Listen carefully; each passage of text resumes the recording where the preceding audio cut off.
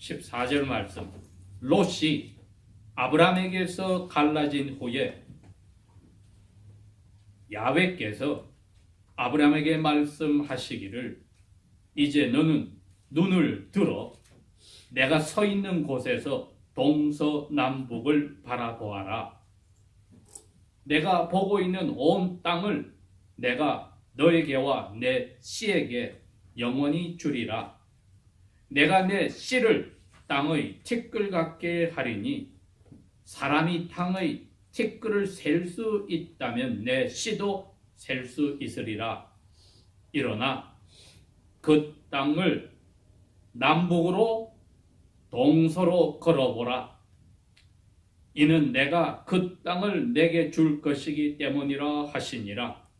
이래 아브라함이 그의 텐트를 옮겨 헤브론에 있는 마므레 산 위에 이르러 거하였고 거기서 야훼께 제단을 쌓았더라. 오늘 이 말씀을 통하여서 새해를 맞이한 저희 한 사람 한 사람과 교회가 하나님 아버지의 뜻을 잘 알아서 그 뜻대로 순종하는 교회가 되기를 원하여 이 말씀을 저희들이 읽고 생각하려 합니다. 구약 성경의 첫 번째 책이 이 세상을 만드신 것을 기록한 또 시간을 창조하신 것을 기록한 창세기라고 되어 있습니다. 물론 히브리 성경은 그냥 시작에 이렇게 뜻이 창세기의 단어입니다. 시작이다. 없는 것에서 있게 하신 것, 눈에 보이는 보이지 않는 모든 것, 시간까지 만드신 것을 이야기합니다. 하나님께서 이것을 하나님이 다스리는 하나님의 나라라고 나중에 이야기를 하십니다. 이 하나님의 나라를 이 우주 전체에서 자그만 혹성 하나인 이 지구에다가 하나님의 모습을 닮은 아담과 그의 아내를 만들어서 사탄과 그의 쫄개들이 보는 앞에 멋지게 아름답게 시작을 하셨습니다. 그러니 에덴 동산 자체가 이 세상의 하나님의 나라요. 그 부부에게 생육하고 번성하고 땅을 정복하라 하셨으니 지구 전체가 하나님의 나라였습니다.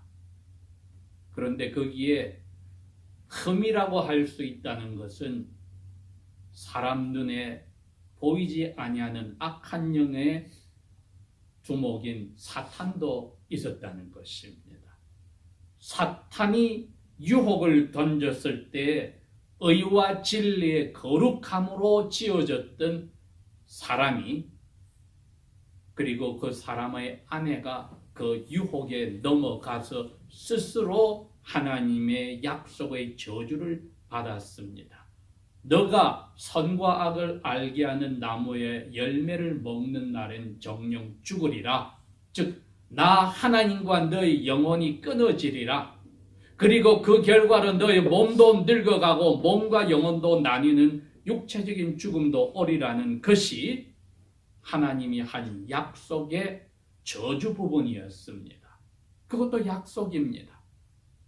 만약에 그 약속에 먹지 않았더라면은 영원히 죽지 아니하는 상도 받았을 것입니다. 그런 의미에서 저주의 약속이 떨어진 부부에게 찾아와서 하나님이 다시 희망의 약속을 해주는 것이 창세기 3장 15절입니다. 우리 하나님의 자녀들은 창세기 3장 15절의 말씀을 정확하게 이해를 해야 합니다. 왜? 이것이 성경에 쓰여진 첫 번째 좋은 소식, 복음의 시초이기 때문입니다.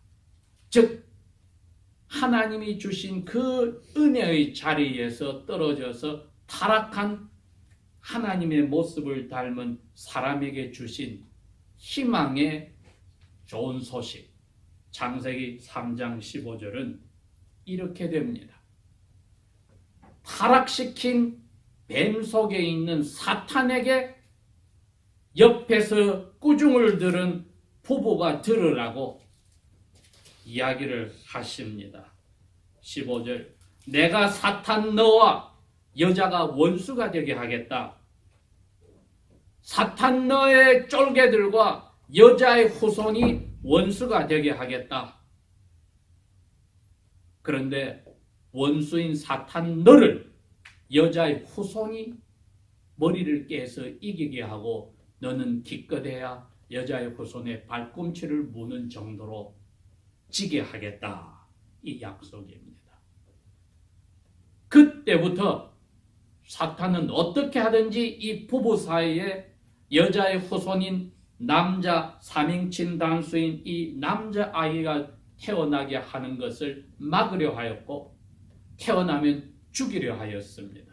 그랬기에 첫 아들 가인이 나왔을 때 둘째 아들을 죽이는 첫 아들이 이 세상에 가장 무서운 죄인 살인죄를 짓는 살인자가 되게 하였습니다.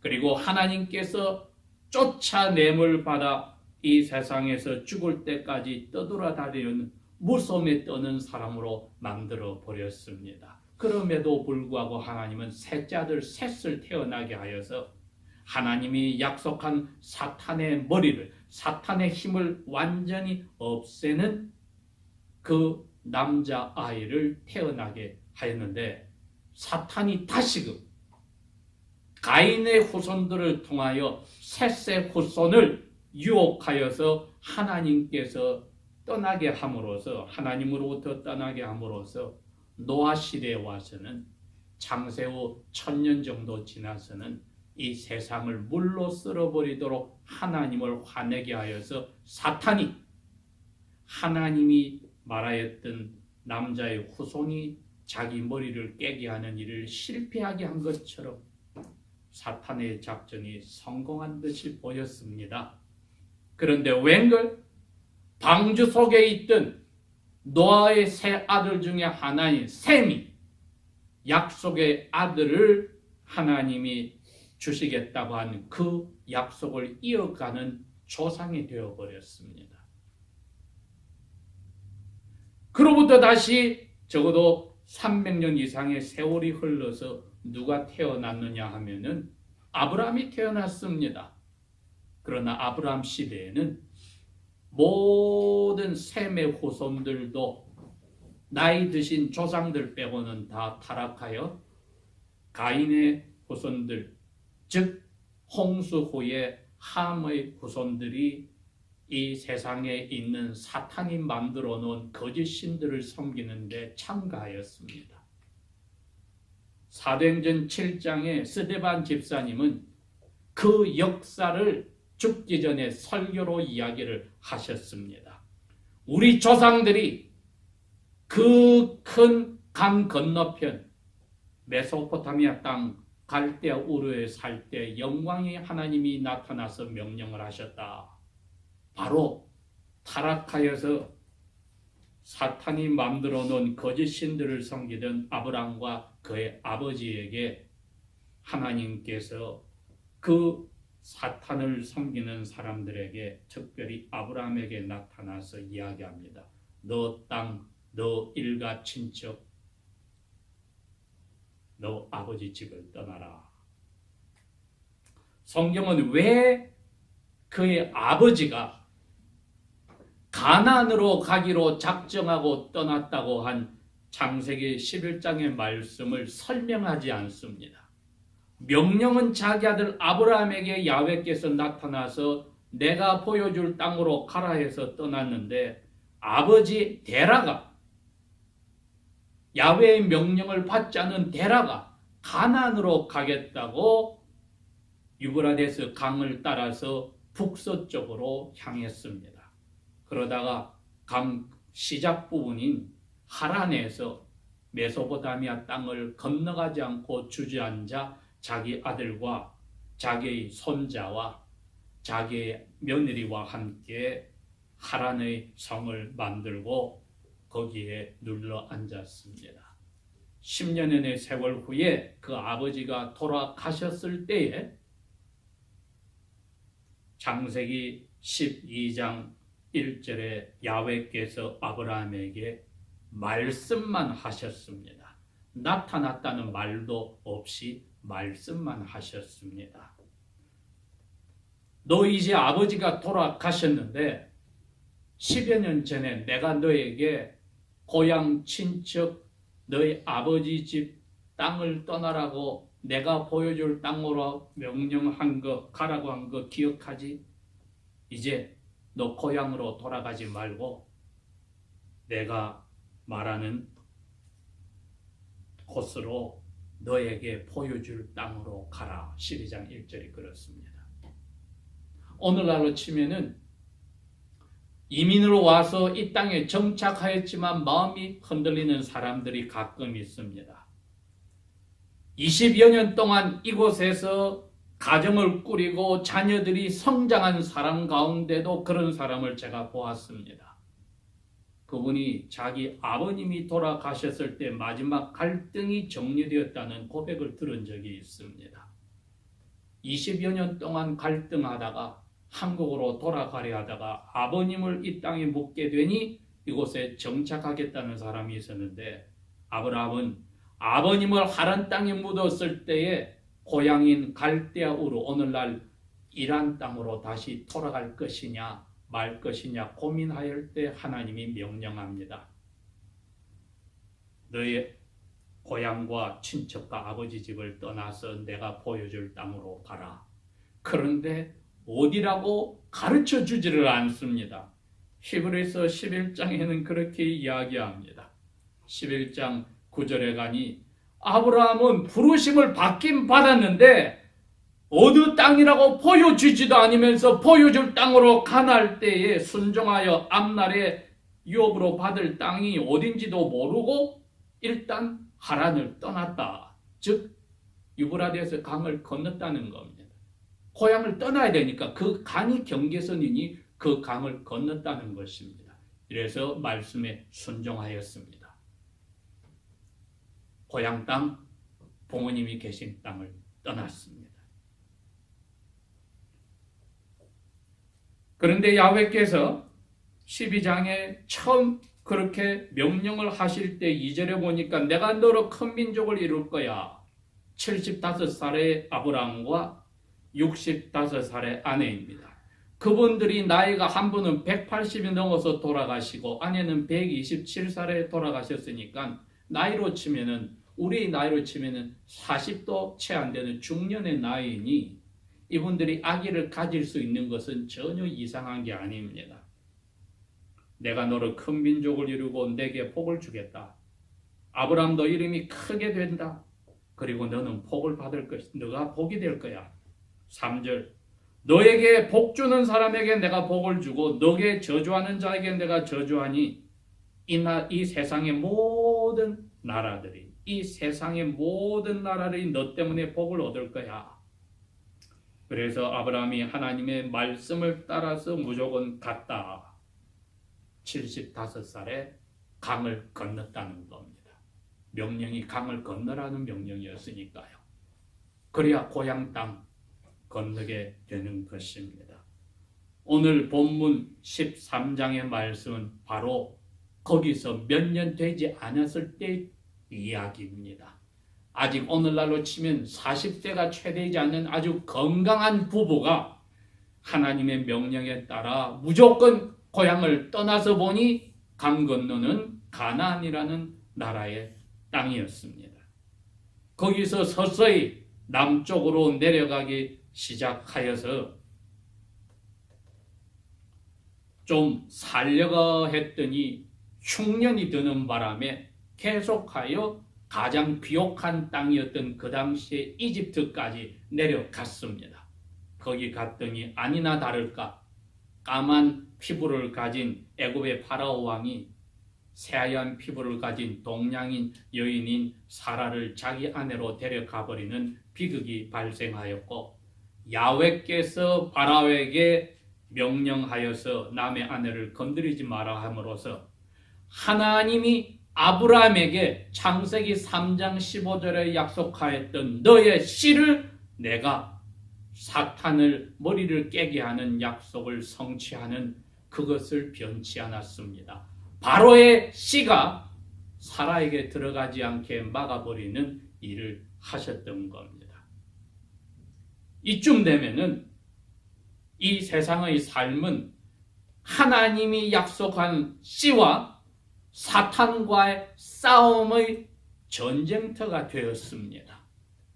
여러분, 이 사실은 오늘날도 변하지 않습니다.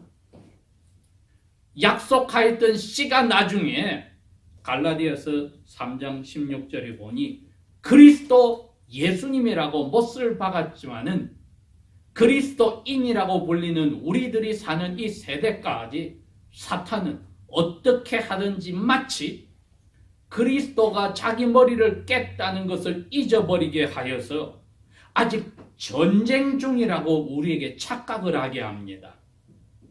여러분, 전쟁과 전투의 차이점은 알고 계시지요? 전쟁은 그 전체 전개를 이야기합니다.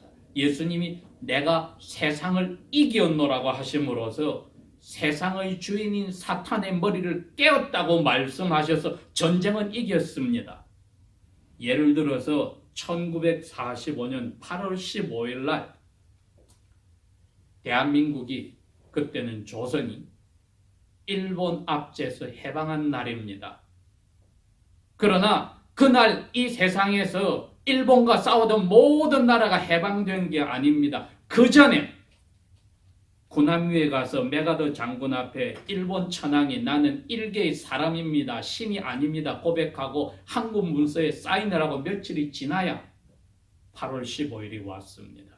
전쟁은 끝났으나 필리핀 군도나 인도네시아나 곳곳에서는 아직까지 전쟁 끝난 줄 모르고 두 나라들이 싸우는 곳곳이 많았습니다. 그게 전투입니다.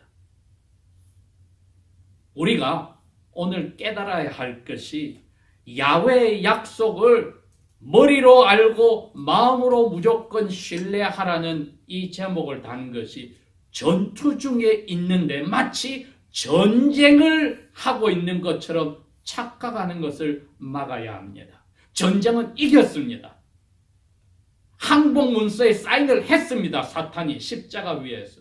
예수님이 부활하여서 전쟁은 끝났습니다. 그런데도 아직까지 예수님이 우리에게 너희 개개인이 죽는 날까지 사탄의 쫄개들이 계속하여 전투를 걸어올 때 각계 전투는 있어. 그때 너희들이 나의 약속을 기억해 보라, 내가 세상을 이겼느니라. 아버지도 나에도 내 손에서, 아버지의 손에서 너희들의 영혼을 빼앗아갈 자가 없어. 전쟁에 진 사탄이 마치 전쟁이 계속 있는 것처럼 너희들에게 유혹하여도 넘어가지 마. 각계 전투 너희들이 죽을 수는 있어. 그러나 전쟁에서 이긴 나와 하나님 아버지가 너희들을 나의 동생으로 하나님의 입양한 아들, 딸로 하는 그것을 포기하지 않아. 너희들은 하나님의 아들, 딸이야. 새로운 나라와 하나님의 새로운 땅과 하늘에서 살게 돼. 이겼기 때문에, 전쟁에 이겼기 때문에 그게 너희들이 누리는 보상이야. 절대 그거 잊지 마. 너희들은 그 약속 하나 붙잡고 살아야 돼. 전쟁이 끝났으나 각계 전투가 곳곳에 섬에서 일어나서 죽는 연합군들이 있었습니다. 그러나 이미 전쟁은 끝났다는 사실을 깨달은 우리는 새하늘과 새 땅에서 사는 하나님의 자녀들이라는 그 약속을 잊지 말아야 합니다. 아브라함이 야훼의 은혜로 약속의 씨를 다시 가지게 될 수 있는 깨끗한 자기의 아내를 되돌려받고 13장 보면은 양과 소와 모든 것이 엄청나게 많아져서 은과 금이 풍부하게 되어서 애굽에서 떠났다. 이렇게 되어 있습니다. 그리고 곧 알게 되지만은 자기가 거느리는 군대만 14명이나 거느리고 있어서 적어도 2,000여 명의 큰 부족의 족장이 되었습니다. 그런데 이 아브라함이 그 몇 년 사이에 야훼께 받은 약속을 잊어버리지 않고 자기가 정착하여서 그야말로 수백 개의 텐트들을 치고 그 가운데에 제단을 쌓아서 야훼 이름을 부족 전체가 공예배를 하는 일을 시작하였습니다. 그게 12장과 13장에 나오는 이야기입니다. 오늘 본문의 이야기는 자기를 따라다닐 롯이 너무나 부자가 되어서 아브람과 같이 산중에서 거할 수 없기에 롯은 에덴 동산처럼 아름다운 요르단 평원과 오늘의 사해 바다까지 이르는 10여 마일의 어마어마한 그 땅을 비옥한 땅을 택하여 아브라함을 떠났더니 오늘 14절에 그렇게 이야기합니다. 롯이 아브라함을 떠난 후에 야훼께서 아브라함에게 이르시되 너는 눈을 들어라. 산 기슭에서 눈을 들어 바다 쪽을 내려다 보면은 17, 18마일 저 사해까지가 다 보입니다. 그런데 하나님이 너가 눈에 보이는 것 또 서쪽으로 보면은 반대편 평지들이 나오고 북쪽으로 보면은 산맥을 따라 북쪽 평지가 나오고 남쪽을 내려다보면 산맥을 따라 남쪽 평지가 나오고 동쪽을 보면은 평야로 내려가서 롯이 거하던 그 광야까지 평지까지 다 보게 되었을 때 이거 다 너 눈에 보이면 내가 다 너에게 주겠다. 12장 처음에 약속하셨던 이 땅으로 너는 가라 하고 나서 처음으로 땅을 선물로 주겠다고 말씀을 하셨습니다. 이거 너 땅이 되겠다. 그런데 이 땅은 너와 너 자손에게 주겠다. 12장 7절에 야훼께서 이야기합니다. 이 땅을 너와 너 후손에게 내가 주겠어. 그런데 아브라함이 이 땅이 어느 정도 큰지를 알 길이 없는데 드디어 오늘 이 13장 말씀에 산 기슭에서 동서남북을 다 쳐다보고 어마어마하다는 것을 발견하였습니다. 그랬기에 아브라함이 마음에 아주 감동이 되었을 겁니다. 문제는 자기가 지금 나이가 80이 다 되어 가는데 아내는 70이 다 되어 가는데 자녀가 없다는 게 문제입니다. 너와 너 자손에게 이 땅을 주겠다고 하시는데 그런데도 하나님은 그럽니다. 땅에 먼지가 얼마나 많으냐 사람들이 그 먼지를 다 헤아릴 수 없지? 그 정도로 너 자손들을 내가 많게 해줄 거야. 그러더니 이제 좀 걸어봐.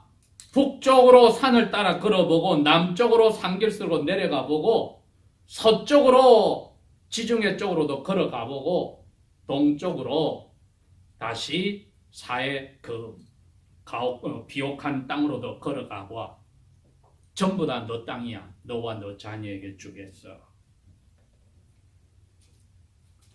그리하여 아브라함은 몇백 개의 텐트를 옮겨서 오늘날 헤브론 그 산기슭에 정착하였고 거기서 야훼를 위하여서 제단을 쌓았다. 이제는 정기적으로 눈에 보이는 하나님의 나라의 백성이 생겼습니다. 나머지 모두는 자기의 조카 롯까지 사탄의 나라가 잘 번성하고 있는 소돔 도시로 들어가서 집을 짓고 살지만은 아브라함은 히브리서 11장에 나오듯이 약속의 땅에 살고 있으면서도 마치 떠돌아다니는 나그네처럼 외국인 것처럼 살았다. 자기 고향으로 갈 수도 있는데도 아버지 돌아가시고는 가지도 않았고 더 좋은 본향을 쳐다보면서 약속한 그 땅에서 텐트 치고 살았다. 약속한 땅이니까 이제는 땅도 사고 집도 짓고 해야 되는데 약속을 받지 않았던 롯은 땅도 사고 집을 짓고, 약속을 받았던 아브라함은 땅도 사지 않고 집도 짓지 않고 텐트 치고 살았다. 왜? 믿음으로 하나님이 주신 약속이 있었습니다. 사람의 손으로 짓지 아니한 기초가 든든한 성을 내가 너를 위해 준비했어. 요한계시록 21장 22장은 바로 그 성에 관한 이야기입니다. 하늘로부터 신랑을 위하여 단장한 예비한 신부가 내려오는데 약속의 성의 이름은 예루살렘이었습니다. 성경은 그 예루살렘을 교회라고 하였습니다. 아브라함은 그것을 몇천 년 전에 믿음의 눈으로 성령의 감동으로 보았던 겁니다. 그래서 자기 고향으로 못 갔어요. 아버지 돌아가실 때. 어디로 갈지 모르는데 일단 떠나라니까 강을 건너서 떠났다 보니 가나안 땅인데 그것도 약속의 땅으로 준다고 했는데 아브라함은 알았습니다. 이게 약속의 땅이라지만은 내가 죽고 나서 가야 될 진짜 땅은 이게 아니야. 그러니 텐트 치고 살았다는 겁니다. 땅 주인이 텐트를 치고 땅 주인이 아는 모든 사람 롯까지는 집을 짓고 살았으니 오늘날로 치면은 미친 사람이지요. 그리스도인들이 지금 전투를 하고 있습니다. 이것을 잊어버리고 살면은 사탄이 던져놓은 유혹에 빠집니다. 마치 전쟁이 없는 것처럼 이야기하거나 있다면은 전투를 전쟁으로 착각하게 합니다. 그러니 하나님의 자녀들은 오늘 이 땅을 동서남북으로 다 걸어보아. 그리고 다 눈을 뜨고 봐. 이거 너 땅이야. 그러면서 이것은 심볼이다. 진짜 아브라함 너가 차지할 땅은 손으로 만들지 아니한 성이 있는데 그 도시가 있는데 하나님이 건축 설계하시고 만든 그 도시 거기가 너 거야. 그걸 내다보고 너는 살아야 돼 하고 아브라함에게 하신 약속을 아브라함은 지켜서 더 나은 본향을 사모하고 살았으니 하늘에 있는 것이요. 그런 약속을 믿음의 눈으로 붙든 아브라함에게 하나님이 나는 너희들의 하나님이라 일컬음 받는 것을 부끄러워하지 아니했다. 히브리서 11장 16절은 이야기합니다. 그래서 너희들을 위하여서 성을 예비했으니 그 성에는 어쩐 자들이 들어가느냐? 각계 전투를 하고 있는 사람들이 들어가는 곳입니다. 2019년 오늘을 사는 저희들이 아브라함이 몇백 개의 텐트를 치고 자기의 개인 병사 314명과 가족 2000명 이상 부족은 전체를 하나님 앞에 예배하고 세상에 물들지 않고 살겠다고 결정하고 사는 모습, 개개인과 부부와 가족과 교회의 모습이요. 그것이 눈에 보이는 하나님 나라의 군인들의 모습입니다. 그 군인들의 모습은 어떠해야 하느냐 했더니 계시록 21장 끝부분이 설명을 하고 22장이 이야기합니다. 두려워하지 않는 자들, 믿음을 가진 자들, 흉악하지 않는 자들, 살인하지 않는 자들, 음행하지 않는 자들, 점치고 무당을 찾아가지 않는 자들, 우상에게 절하지 않는 자들, 마지막으로 거짓말을 하지 않는 자들은 유황으로 타는 연못에 던져지지 아니할 것이다. 더럽고 가증한 일을 거짓말하지 않은 자들은 어린 양의 생명책에 기록된 그 군인들은 군인의 삶이 그처럼 하나님이 기뻐하시는 하나님이 내가 너희의 하나님이 되리라. 너희들을 위하여 내가 이 예루살렘 성을 예배했다고 할 때 하나님이 부끄러워하지 않는 그 사람들만이 이 약속을 믿는 사람들의 삶의 모습입니다. 이 사람들만이 아브라함과 그의 후손에게 약속한 대로 그 땅으로 그 성으로 갈 자격이 있는 사람들입니다. 그런 사람들에게 하나님이 성령을 통하여 이야기합니다. 내가 진실로 속히 오겠다 했을 때 성령과 교회가 이렇게 대답을 했습니다. 아멘 주 예수여 오시옵소서. 우리가 이 고백을 하는 날마다 전투를 하는 군인이란 것을 망각하면은 대한민국이 미국 땅이 내 조국이요 고향이라고 주저앉는 불상사가 생깁니다. 그러면 사탄의 전략에 빠져서 내가 마치 전쟁이 없는 평안한 시대에 사는 어둠의 나라에 살면서도 하나님의 나라에 산다고 착각하는 낙오병이 될 수가 있음을 알아야 합니다. 아브라함아, 동서남북을 다 걸어보아. 눈을 들어서 너 눈에 보이는 전부를 내가 다 주겠어 했을 때에 그 약속에 눈에 보이지 않은 하늘에서 준비한 하나님의 성을 볼 믿음이 없었더라면 아브라함은 집을 짓고 떵떵거려 살다가 사탄의 왕국에 전쟁에 넘어졌을 것입니다. 우리가 다시 한번 믿음으로 이 약속을 받아서 예수님께서 볼지어다 내가 다시 오는데 빨리 오겠다고 하신 그 약속을 믿음의 눈으로 보는 날마다의 군인의 자세를 유지하지 않으면 위험한 낙오병이 될 수 있음을 알고 2019년 우리에게 어떻게 오래 살게 하실지 사는 동안 우리의 모든 날마다의 삶도 장차 대한 계획도 무엇이 되었든 장차 오실 주님을 준비하고 그날을 간절히 사랑하는 자세로 살아가야 할 것이 야훼의 약속을 신뢰하는 우리 군인들의 자세입니다. 기도하겠습니다. 아버지 하나님, 우리에게 주신 이 삶, 평안한 삶이 올무가 되지 않게 하시고 눈에 보이는 것으로 마치 죽음을 맞이하지 않고 다시 오실 예수님을 보지 않을 것 같은 삶을 살지 않도록 낙오하는 패배한 군인으로 사는 어리석음 거짓의 삶을 살지 않도록 도와주십시오. 승리하신 예수님이 새하늘과 새 땅을 선물로 주실 날을 간절히 기대하고 사랑하는 마음으로 계획하고 살게 하옵소서. 성령이여 저희들을 항상 깨어있게 하옵소서. 예수님 이름으로 감사 기도합니다. 아멘.